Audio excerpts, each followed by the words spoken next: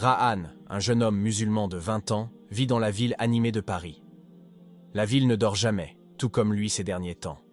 Il est 3 heures du matin, et Rahan fixe l'écran de son téléphone, ses yeux grands ouverts, fatigué mais obstiné.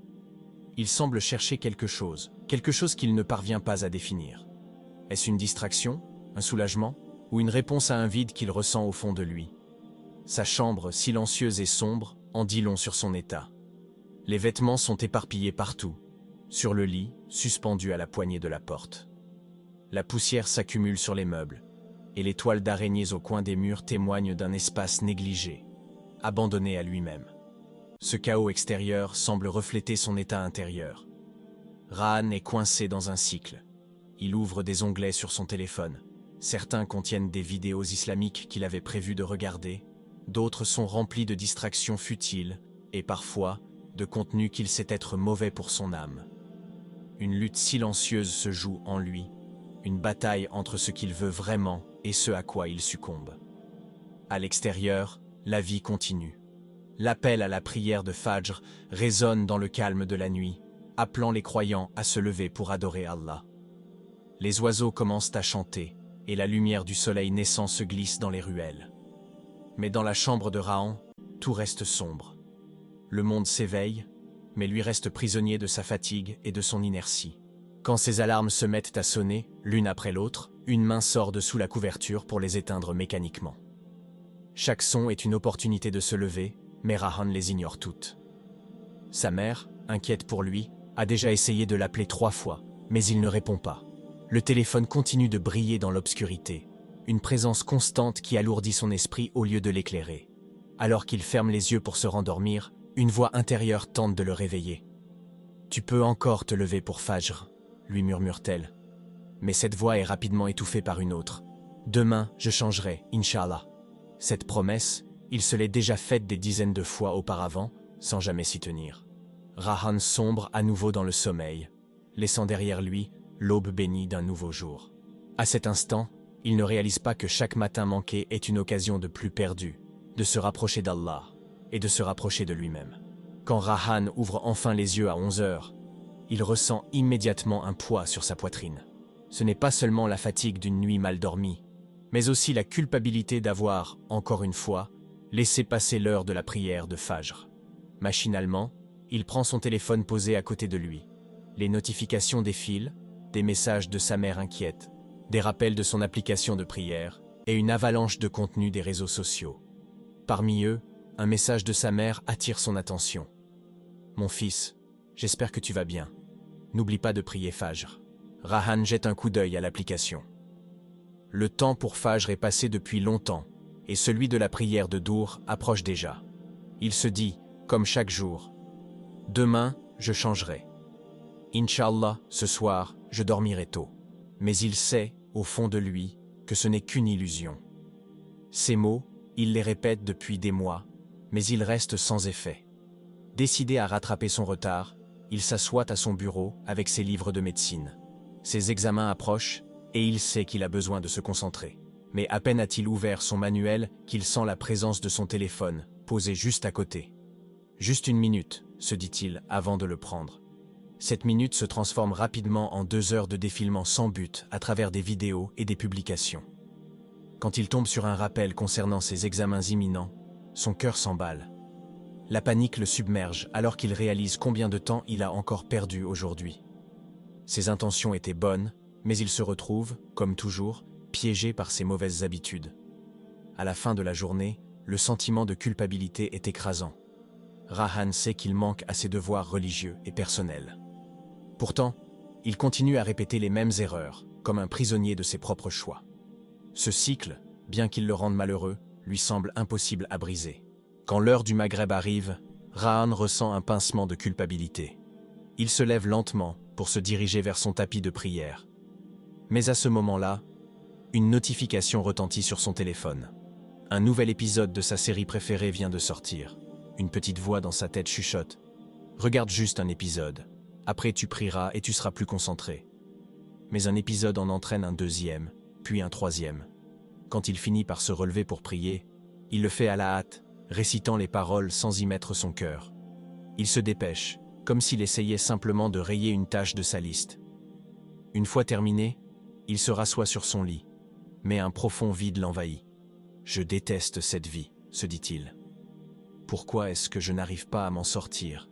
Qu'est-ce qui ne va pas chez moi ?» Ces pensées reviennent chaque soir, mais elles restent sans réponse. Chaque prière bâclée alourdit son cœur, le poussant encore plus loin de l'apaisement qu'il cherche désespérément. Rahan sait qu'il s'éloigne de plus en plus de ses obligations spirituelles, mais il se sent comme prisonnier d'un cercle vicieux. Ce n'est pas seulement une lutte contre la paresse ou les distractions, mais une bataille intérieure contre une force invisible qui semble avoir pris le contrôle de sa volonté. Au moment du dîner, Rahan s'assoit avec sa famille, mais son esprit est ailleurs. Sa petite sœur Sarah, rayonnante, parle avec enthousiasme de sa journée à l'école islamique. Elle récite un verset du Coran qu'elle a appris et explique son sens avec fierté. Leur père participe à la discussion en racontant les nouveautés de la mosquée. Un nouveau programme pour les jeunes, des événements communautaires et des projets à venir. Il parle avec joie et un sentiment d'appartenance. Mais Rahan reste silencieux, jouant distraitement avec la nourriture dans son assiette. Sous la table, son téléphone brille. Ses yeux sont fixés sur l'écran, absorbés par les notifications qui défilent. Sa mère, inquiète, l'observe attentivement. Avec douceur, elle lui propose « Mon fils, il y a un beau programme pour les jeunes à la mosquée demain. Peut-être que tu pourrais y aller ?» Sans même lever les yeux, il répond sèchement « Je dois réviser, maman. » La discussion s'arrête là. Ses parents échangent un regard lourd de préoccupation. Ils voient leur fils s'éloigner d'eux, non pas physiquement, mais émotionnellement et spirituellement. Cette scène, devenue habituelle, reflète la solitude grandissante de Rahan. Bien qu'il soit entouré par sa famille, il se sent isolé, enfermé dans un monde numérique et rempli de pensées qu'il ne partage avec personne. Son cœur s'éloigne peu à peu de ceux qui l'aiment et des liens qui pourraient le ramener à une vie équilibrée. Cette nuit-là, tandis que certains musulmans se lèvent pour prier à un moment béni, Rahan reste éveillé, plongé dans l'éclat froid de son téléphone. Il commence par ouvrir une vidéo islamique qu'il avait sauvegardée, déterminé à tirer quelque chose de bénéfique de cette nuit. Mais un clic mène à un autre, et bientôt, il se retrouve à regarder des vidéos qu'il sait contraires à ses valeurs. Au début, il ressent un frisson d'excitation qui l'attire davantage, mais ce sentiment s'efface rapidement pour laisser place à la honte et à un profond dégoût de lui-même. Il pose son téléphone avec colère, mais quelques instants plus tard, il le reprend, comme pris dans une boucle dont il n'arrive pas à s'échapper. La danse entre culpabilité et tentation semble sans fin. Dans un rare moment de clarté, il ouvre son application du Coran, cherchant un refuge. Mais les mots lui paraissent flous, comme si son cœur, alourdi par la culpabilité, était incapable de recevoir la lumière divine. Il se lève enfin, marche jusqu'à son miroir et s'arrête pour vraiment se regarder. Ce qu'il voit le frappe. Son visage fatigué et ses yeux cernés reflètent un épuisement bien plus profond que physique. Ne pouvant plus se supporter, il tombe à genoux sur son tapis de prière. Les larmes coulent sur ses joues et imbibent le tapis. Pour la première fois depuis longtemps, il laisse parler son cœur. « Oh Allah, je n'en peux plus. Aide-moi, je t'en supplie. » Ces mots, dits avec une sincérité brutale, marquent le début d'un cri du cœur qu'il n'avait jamais osé exprimer. Cette nuit-là, après avoir prié sincèrement, Rahan fait un rêve qu'il n'oubliera jamais. Il se tient devant la Kaaba, la maison sacrée d'Allah, entouré de milliers de fidèles. Il ressent une paix qu'il n'a pas connue depuis des années. Parmi la foule, un vieil homme apparaît. Son visage est éclairé d'une lumière apaisante et il dégage une sagesse profonde. Le vieil homme s'approche et lui parle d'une voix douce mais ferme, une voix qui semble résonner directement dans son cœur. « Ton téléphone n'est pas ton ennemi, Rahan. Ce qui te blesse, c'est le vide que tu essaies de combler avec lui. Ton lit ne te piège pas, mais les murmures de Shaitan qui t'isolent. Ton vrai problème, ce n'est pas la fatigue ou le manque de temps. C'est la distance que tu as mise entre toi et Allah. » Rahan se réveille avec un sentiment d'apaisement qu'il n'avait jamais ressenti auparavant. Pour la première fois depuis longtemps, il se lève pour faire ses ablutions avec de l'eau froide et prie le Fajr à l'heure. Il savoure chaque parole de la prière, se sentant reconnecté à son Créateur. Cette matinée lui semble être un nouveau départ, une opportunité de se libérer de ses mauvaises habitudes. Mais la réalité s'installe rapidement. De retour chez lui, Cette nouvelle motivation commence à s'estomper. Le confort de sa chambre et la tentation de son téléphone reprennent doucement le dessus. Bien qu'il sache ce qu'il doit faire, il se retrouve à lutter contre les mêmes pensées, les mêmes désirs. L'idée de céder à ses anciennes habitudes commence à le hanter. Pourtant, quelque chose est différent cette fois. Les paroles du vieil homme restent gravées dans son esprit.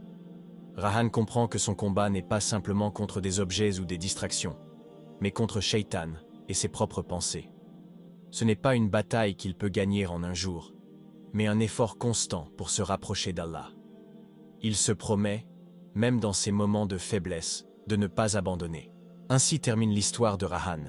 Dites Alhamdulillah dans les commentaires pour me faire savoir si l'histoire vous a plu et n'oubliez pas de vous abonner. Cela ne vous coûte rien, mais ça nous aide énormément. Qu'Allah vous récompense.